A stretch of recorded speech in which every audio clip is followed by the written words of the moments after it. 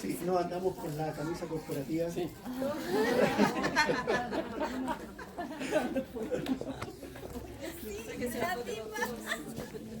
¿Cómo están? Bueno, quiero repetir los saludos a la gente que viene por primera vez. Estamos muy contentos de que estén acá. Antes de poder compartir, quisiera orar. Quiero pedirle al Espíritu Santo que nos dé la quietud, que nos dé que abra nuestro entendimiento en este tiempo que hemos escuchado tantas voces. Yo la verdad quiero compartir de algo que he estado escribiendo por todo lo que ha estado aconteciendo, pero quiero pedir la dirección de Dios para que podamos recibir lo que Él tiene para nosotros hoy día. ¿Les parece?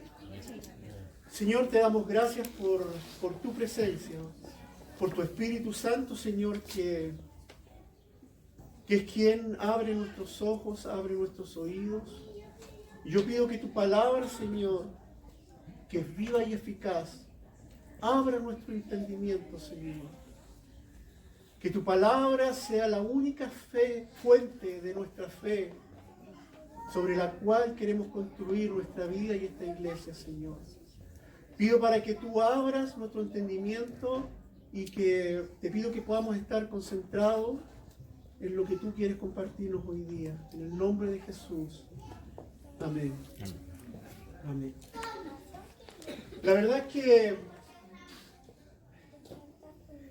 esta semana tan agitada, voy a leer muchas cosas, escribí muchas cosas en relación a lo que estaba pasando y me acordé de muchas otras, como la gran mayoría de los que me conocen saben.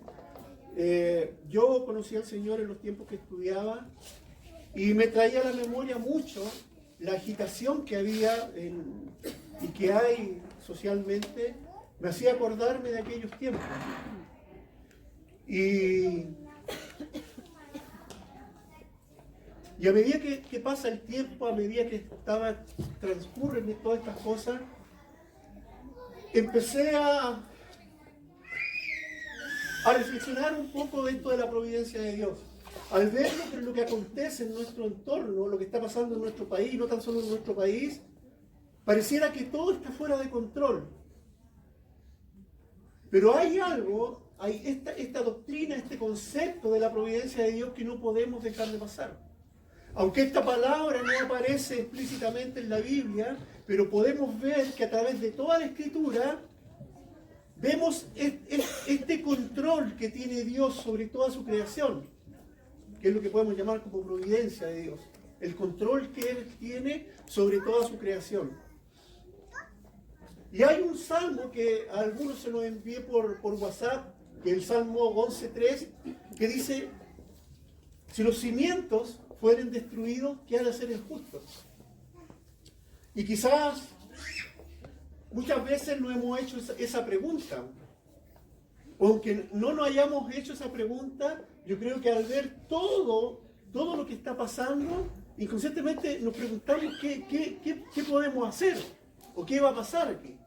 Bueno, el Salmo 11.3 dice eso. Y se hace una pregunta, el salmista: si los cimientos fueren destruidos, ¿qué ha de hacer el justo? Entonces, frente a tanta cosa, yo recordaba, y hay un pasaje en Apocalipsis que siempre lo traigo en mi memoria, y me da la seguridad de que Dios tiene el control sobre todas las cosas. Sabemos que el mundo está encaminado a un fin, a algo final. El mundo tiene un propósito, el mundo tiene un destino trazado por Dios. Y en Apocalipsis 11.15 dice: el séptimo ángel tocó la trompeta y hubo grandes voces en el cielo que decían: los reinos del mundo han venido a ser de nuestro Señor y de su Cristo, y Él reinará por los siglos de los siglos. ¿Saben? El reino de Dios, nuestra historia está determinada a ese momento final, en que todos los reinos del mundo van a ser de Jesucristo. A mí esto me da seguridad de que a pesar de todo lo que esté pasando en nuestro contexto social, toda la dificultad que podamos vivir, el mundo y nuestra vida tiene ese fin. Todos los reinos del mundo llegarán a ser de nuestro rey. Hay alguien, y en un catecismo menor, dice que fue como una declaración, dice: la providencia de Dios es su obra más santa, sabia y poderosa, por la cual Él preserva y gobierna a sus criaturas y las acciones de ellas. ¿Saben? Dios no está ajeno a lo que está pasando. Dios no se ha olvidado de nosotros. A pesar de que veamos todo lo que está pasando en nuestro entorno, déjame decirte, Dios no se ha olvidado de nosotros. No se ha olvidado de nosotros. En los tiempos de agitación social, en los tiempos en que yo viví como estudiante, en los tiempos que conocí al Señor, se hablaba mucho de la muerte de Dios y de lo absurdo del universo. Y se decía ahí que Newton había sacado a Dios de la naturaleza, porque al descubrir estas leyes, de alguna forma explicaba ciertos acontecimientos físicos de la naturaleza. Entonces se decía que Newton había sacado a Dios de la naturaleza. También se decía que Darwin había sacado a Dios de la vida. Y que todo se resumía a la supervivencia del más fuerte. También se decía que Freud había sacado a Dios del alma. Y que todo obedecía a conexiones físicas, psíquicas, ¿no es así? También se decía que Marx había sacado al Dios del gobierno. Dios había sido sacado de la historia. Y que la historia era trazada solamente por esta ley histórica social. Y saben, muchas veces se ha intentado sacar a Dios en nuestra historia, pero déjame decirte, Dios está más presente que nunca en medio nuestro. A pesar de lo que tú puedas ver, a pesar de todo el descontrol que puedas ver en tu entorno, Dios está más presente que nunca. Y eso no lo debemos olvidar. Y creo que la iglesia también es responsable en gran medida de lo que está pasando. Porque no hemos asumido el rol al que hemos sido llamados. Y sobre esto, como les digo, quiero leer algunas cosas que escribí. Y si alguien tiene alguna duda, me pregunta después, pero recibía tantas cosas que quiero decir tantas cosas y traté de ordenarla un poco. ¿Saben? A todo este concepto, a toda esta teoría de sacar a Dios de nuestra naturaleza, de nuestra vida, del universo, también añadimos que en nuestros días muchos teólogos liberales pretenden sacar a Dios de la iglesia. Ustedes me pueden decir, ¿cómo puede ser eso? ¿Cómo puede ser eso? Pero la adoración, fíjense, veamos, yo pensaba en esto, fíjense solamente en la adoración. La adoración en muchas partes ya no está centrada en este concepto de dar a Dios, a este Dios eterno, toda nuestra adoración, toda nuestra gratitud. En muchas partes la adoración se ha convertido como en una acción terapéutica contra el estrés. Déjenme decirles que en muchas partes la adoración se toma como eso. Quiero escuchar una adoración porque eso me desestresa. Y hemos perdido el objetivo central de qué es lo que es la adoración. ¿Hacia quién va dirigida la adoración? Y este presunto destierro de Dios de nuestro entorno, de alguna forma también se ha metido a la iglesia. Hemos desterrado a Dios. La adoración no está dirigida y muchas veces adoramos la adoración y no adoramos a Dios. Muchas veces adoramos el venir a la iglesia, pero no estamos adorando a Dios. Muchas veces tenemos centrada nuestra vida cristiana en otras cosas y no en Dios. Y es como haber desterrado a Dios de la iglesia. Paralelamente, todo este progreso científico y técnico que crece, pareciera que aumenta más la angustia y el dolor, porque todo el conocimiento no está centrado en lo bueno, al contrario. Basta mirar, por aquí, ¿a dónde había el celular? Te lo dejaste tú, Rodrigo.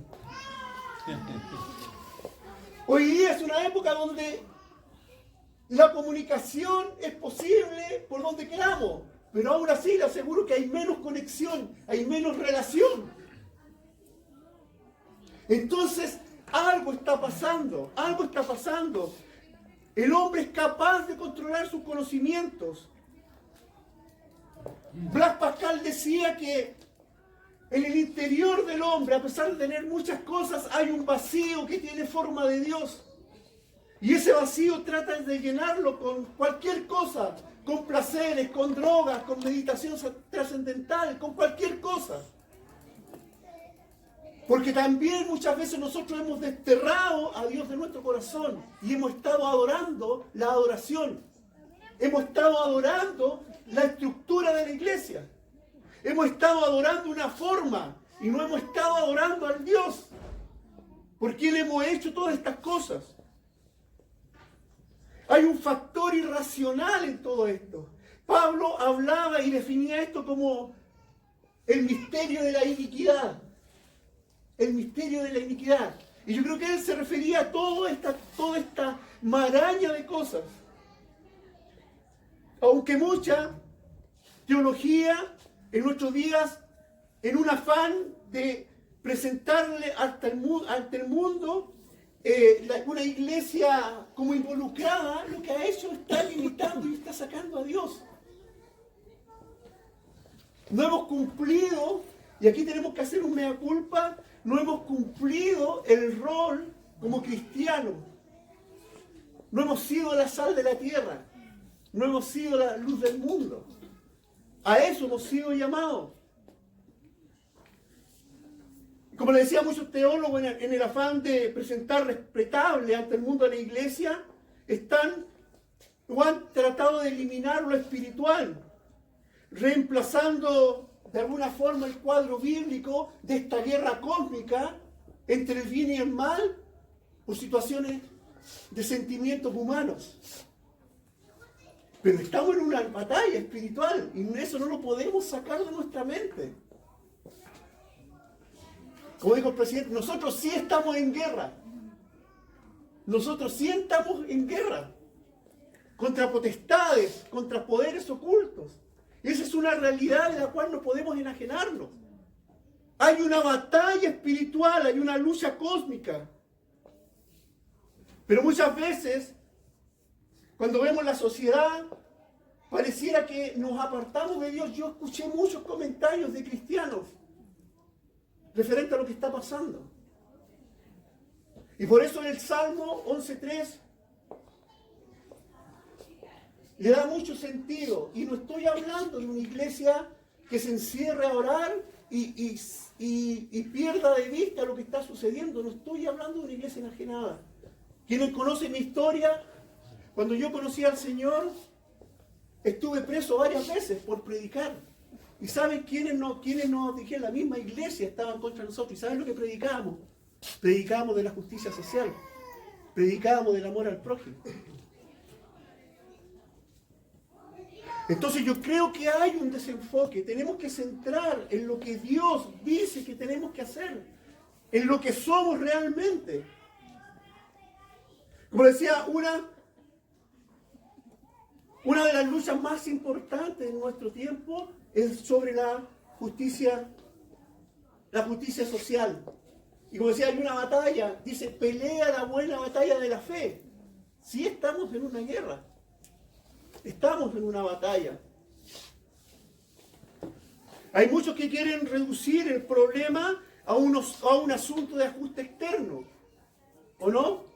Pero el problema es un problema espiritual. Hay potestades gobernando y no podemos sacarnos de la mente que estamos en una batalla, estamos en una lucha espiritual. Algunos me mandaban mensajes apocalípticos. Pero ¿saben? El Apocalipsis no es tan terrible, porque el Apocalipsis muestra que Dios al final triunfa. Pero generalmente cuando se habla del Apocalipsis vemos lo malo. Pero el Apocalipsis me da seguridad de que Dios va a reinar. Que un día todos los reinos del mundo van a estar delante de Él. Si eso no es motivación para cumplir nuestra labor, no sé qué otra cosa podemos hacer. ¿Me están siguiendo, verdad? ¿Estoy enredado? Muchas veces, me recuerdo yo cuando estudiaba todo este tema, había, no me acuerdo, un libro, no recuerdo el nombre, Providencia y Revolución, creo que se llamaba, que fue escrito por creo que era un senador peruano de aquellos tiempos, Pedro Arana Quirós se llamaba. Y él hablaba de todo este acontecimiento social que estaba sucediendo en aquellos años en Latinoamérica. Y él decía que eran como los dos extremos, la providencia de Dios o la revolución. O confiamos en que Dios tiene el control o nos embaucamos en una revolución para querer transformar el orden social. Entonces esto es tan importante. Y ahí me recuerdo que había conceptos de que... Sí. Había un concepto y hablábamos siempre de Santiago como el apóstol de la revolución. Y hay un pasaje, que creo que lo anoté ahí, y cuando uno ve por ahí está el pasaje que decía, nosotros estamos en una batalla, pelea la buena batalla de la fe, echa mano de la vida eterna, a la cual asimismo fuiste llamado, habiendo hecho la buena profesión delante de muchos testigos. Y está pestañando para que no se queden dormidos. ¿Sí? ¿Ya? Miren, Santiago, yo lo asociaba a esto, lo que está escribiendo Santiago. Dice, por esto, mis amados hermanos, todo hombre sea pronto para oír, tardo para hablar, tardo para irarse. Pero dice, saquémoslo mejor, pero dice ahí, mire, porque la ira del hombre no obra la justicia de Dios. Y muchas veces nosotros nos podemos encauzar y nos podemos enojar y podemos airarnos por todo lo que está pasando. Pero fíjense que la ira del hombre, nuestra ira nunca va a obrar la justicia de Dios. Es decir, por más que nos enojemos, por más que busquemos, nuestra ira nunca va a provocar que la justicia de Dios empiece a obrar. Entonces, esto es muy importante.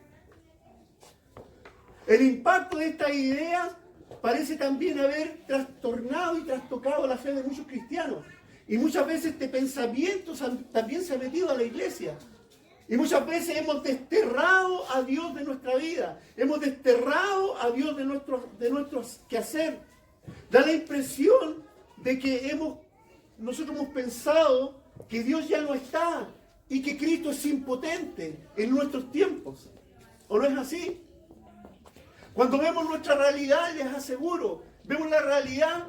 ¿Cuántos de ustedes, al ver esta realidad, yo sé que muchos, la primera reacción fue orar? Yo sé de muchos. Llegar mucho WhatsApp cuando orar fue lo primero. Y eso es lo correcto. Eso es lo correcto. Dios está activo. Jesucristo tiene el poder. Él reina aún hoy día en medio de la dificultad. ¿Estamos en una guerra? Sí. Estamos en una guerra espiritual. Y no podemos olvidarnos de eso. Debemos pelear esta buena batalla de la fe.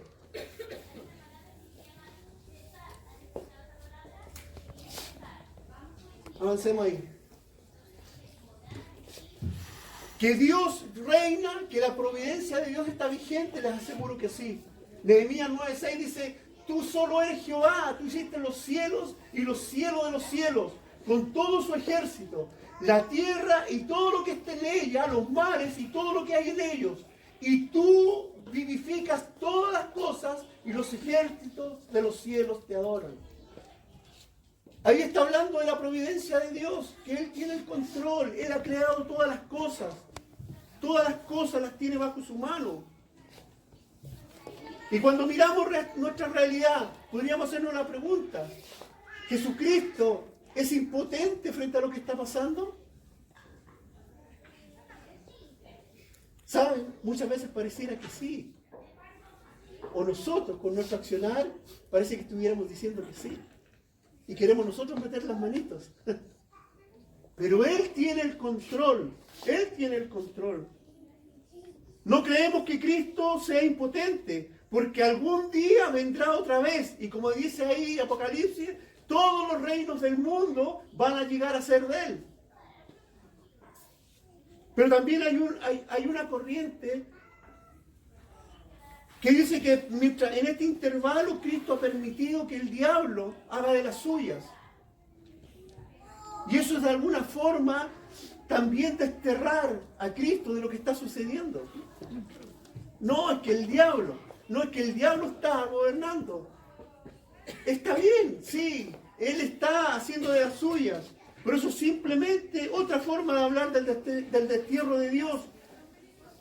Dios no le ha dado, no le ha dejado el mundo al diablo. Él no se ha retirado, más bien se nos dice que toda la raza humana, que todas nuestras acciones es lo central de su providencia. Él nos ha dado todo para protegernos a nosotros como iglesia, para protegerte a ti. Jehová reina. En Crónicas, creo que está ahí, dice: alégrense los cielos y gócense la tierra, y digan las naciones: Jehová reina. Hemos hablado mucho tiempo acá sobre esta teología del reino de Dios. ¿Cierto? Que el reino está presente. No completo, pero está presente. Es ya, pero todavía no. Y por eso vemos manifestaciones de Dios en medio nuestro. Porque Dios no se ha alejado. Dios está presente en medio nuestro. Y a pesar de que muchas veces atribuimos a cosas al azar o a la suerte, hay un proverbio, no sé si lo anoté, que dice: en la suerte, o sea, en el regazo se echa la suerte, pero dice: de Jehová es la decisión. O en otra versión dice, el proverbio 16, 32, 33, por ahí. En otra versión dice: los dados se echan en la suerte, pero al final Dios es el que decide cómo caen. Y muchas veces nosotros pensamos que todas las cosas suceden por el azar. Otro énfasis fundamental que debemos tener claro es que la Escritura dice que Dios mismo está presente y activo en este mundo. Y está de alguna forma especial con quienes están en pacto con Él. Hay una relación especial de Dios con nosotros, con los que somos objeto de su admiración. Él nos ha dado todo. Y a veces nos olvidamos de eso. Hay algo, sigue avanzando, y quiero que podamos orar al final. El Salmo 103 dice: Jehová es el que hace justicia y de hecho a todos los que padecen violencia. Es un buen pasaje para lo que está sucediendo hoy día, ¿verdad? Dice: y sus caminos notificó a Moisés y a los hijos de Israel sus obras.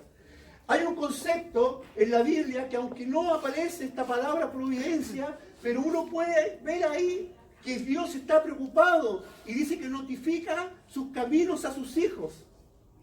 Y podríamos decir que este concepto de los caminos de Dios tiene mucha relación con lo que es la providencia de Dios. La expresión bíblica para indicar este no interrumpido quehacer de Dios en su creación, Él habla del camino. Y en Jesucristo dice que los caminos de Dios se centraron ahí. Él es el camino, Él es la verdad, Él es la vida. Los caminos de Dios, su obra providencial, siempre han estado resguardadas porque Jehová reina. Jehová reina, Él está presente. Dios tiene el control. Hebreos 1.3, si me lo pones ahí, dice que el cual está hablando de Jesucristo, siendo el resplandor de su gloria y la imagen misma de su sustancia, y quien sustenta todas las cosas con la palabra de su poder. habiendo efectuado la purificación de nuestros pecados, por medio de sí mismo se sentó a la diestra de la majestad en las alturas.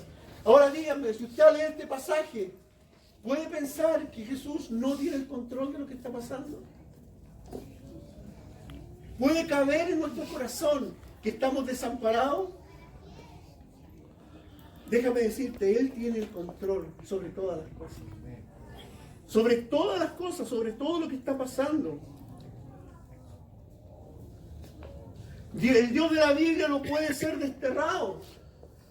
Y déjame decirte que si bien Jesús vendrá por segunda vez, quiero decirte que lo más importante es que Él vino y ya triunfó. Él vino y ya triunfó. Avancemos, Kevin,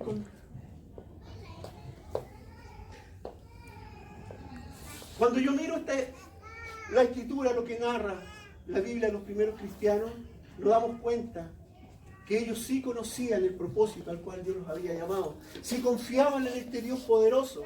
Sí confiaban en este Dios que tenía el control sobre todas las cosas. Y aquí los discípulos habían sido apresados. Y cuando fueron liberados, narra esto, dice, y ellos, habiéndolo oído, estaban orando por quienes estaban presos. Dice, habiéndolos oído, alzaron unánime en la voz a Dios y dijeron, soberano Señor, tú eres el Dios que hiciste el cielo y la tierra, el mar y todo lo que en ellos hay. Ahí están declarando que Dios tiene el control sobre todas las cosas. Pero en los versículos más adelante, en el 27, 29, dice, y ahora Señor, mira sus amenazas y concede a tus siervos que con todo denuedo hablen tu palabra. Mientras extiendes tu mano para que se hagan sanidades, señales y prodigios mediante el nombre de tu santo Hijo Jesús. Quiero ser majadero en esto. Si bien el diablo anda suelto, la palabra dice que las puertas del infierno no van a prevalecer en contra de la iglesia. Yo no sé, y mientras notaba ahí, pensaba en los discípulos de Jesús. La Biblia no narra que hayan tenido conflicto, y pensaba en esto, en Simón el Celote, que era un revolucionario que se oponía a la ocupación romana, y era miembro de un grupo armado, que un poco años antes se habían levantado en contra de la ocupación romana. Entonces era un revolucionario de armas.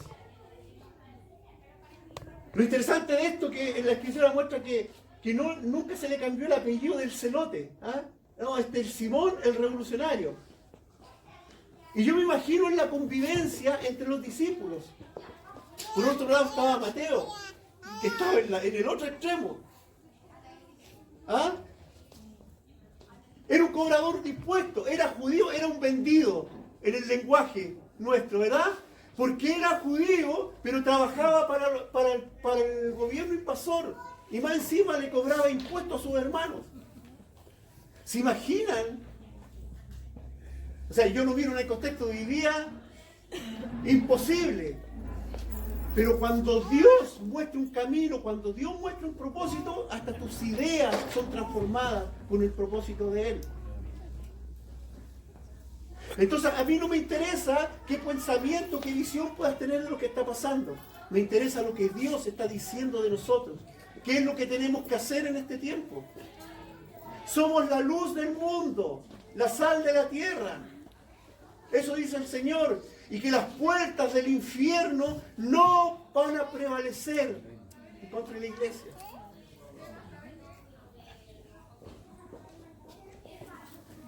Es interesante verlo así. En 1 Corintios habla de que tenemos un Dios y un Señor. Dice, para nosotros, sin embargo, solo hay un Dios, el Padre, del cual proceden todas las cosas. Y nosotros somos para Él. Y un Señor, Jesucristo, por medio del cual son todas las cosas, y nosotros por medio de Él. Entonces, Yo pensaba en esto y muchas veces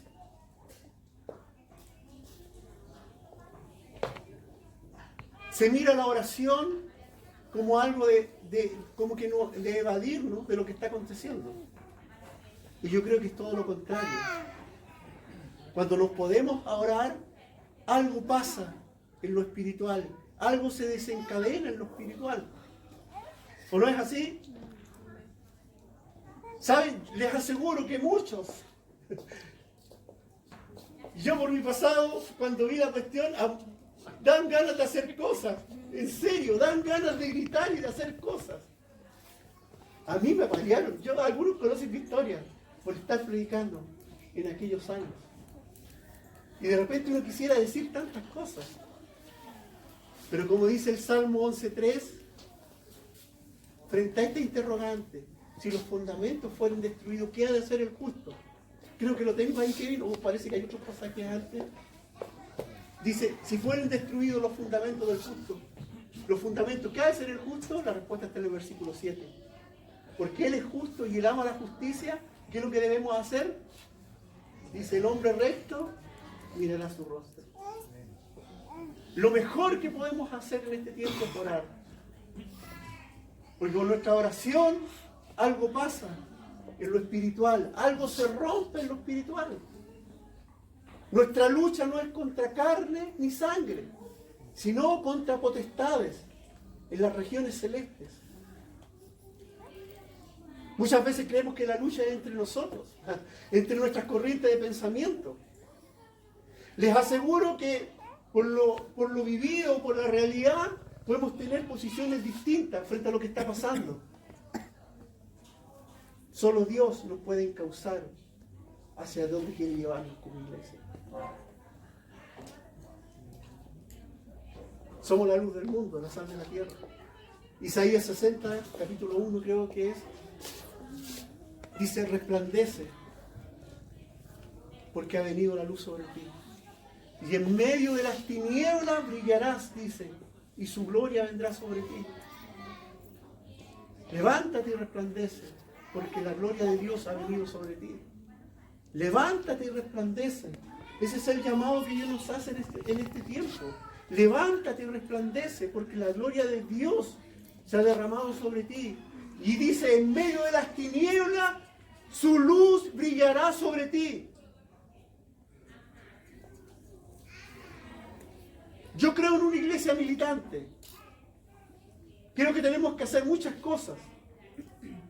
Creo que es muy importante lo que estamos haciendo socialmente. Pero nuestra prioridad es doblar nuestras rodillas. Porque ahí se desata todo. Cuando doblamos nuestras rodillas estamos reconociendo que Jesús tiene el control sobre todas las situaciones. Aún en medio de las tinieblas, dice la Escritura, su paz y su luz brillará sobre ti.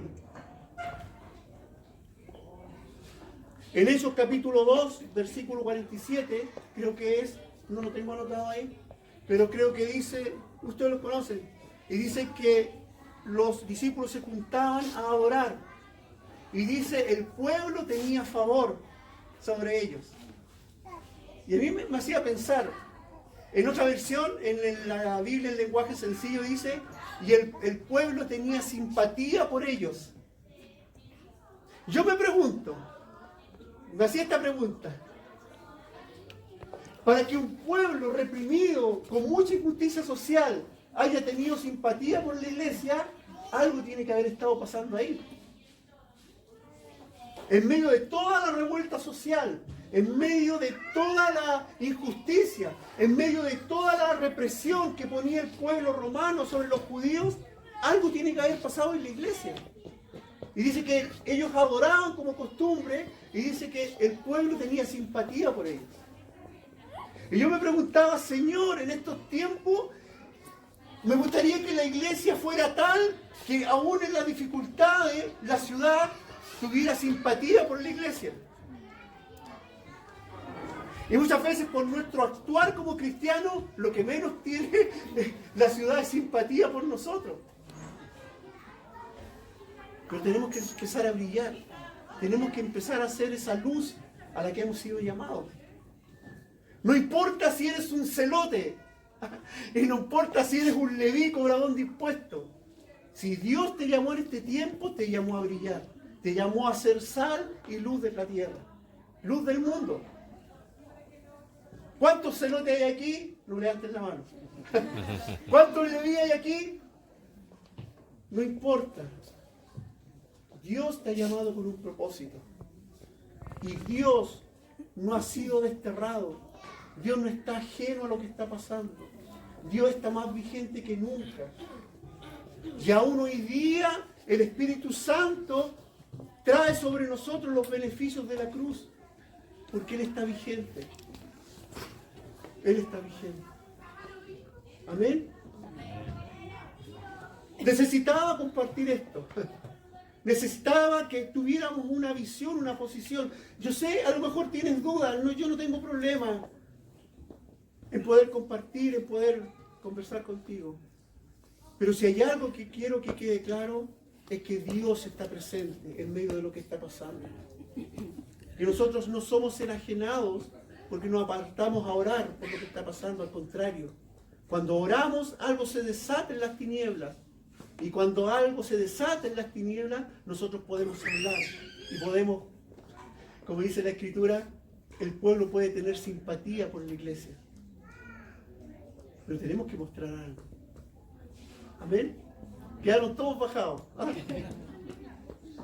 ¿Hay alguna duda? Miren, no, yo no hago generalmente. ¿Hay alguna duda o alguna pregunta? ¿O está claro? ¿O hay algún celote que me quiera...?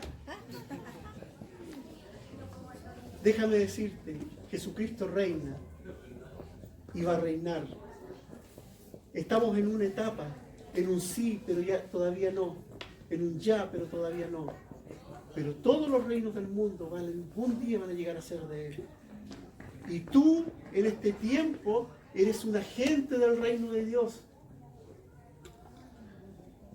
Tú, en este tiempo, eres capaz de traer las bendiciones del cielo a la tierra. Eso dice la Escritura. Tú en este tiempo puedes hacer que el reino de Dios se haga visible a través de tu amor, a través de tu oración, a través de impactar al que está a tu lado. Como la oración que hacían los discípulos en Hechos 4:29. Señor, concédenos tu favor y danos fuerzas para predicar con denuedo tu palabra. Y todo lo que hagamos, respáldalo con señales. Esa es la labor de nuestra iglesia. Y ahora, Señor, mira sus amenazas. O podríamos decir ahora, Señor, mira lo que está pasando a nuestro alrededor. Y concédenos a nosotros que con todo de nuevo hablemos tu palabra. Mira, Señor, lo que está pasando. Mira lo que sucede a nuestro alrededor y concede a tus siervos que con todo de nuevo hablen tu palabra. Mientras se extiende tu mano para que se hagan sanidades, señales y prodigios, mediante el nombre de tu santo Hijo Jesús. ¿Cuántos quieren ver señales? ¿Cuántos quieren ver milagros? ¿Cuántos quieren ver prodigios? Ahí están, ahí están, ahí están. Con todo de nuevo, cumplamos el propósito al que Dios nos ha llamado en este tiempo. Amén. Ya, con ese ánimo vamos a orar. Pongámonos en pie y vamos a orar al Señor.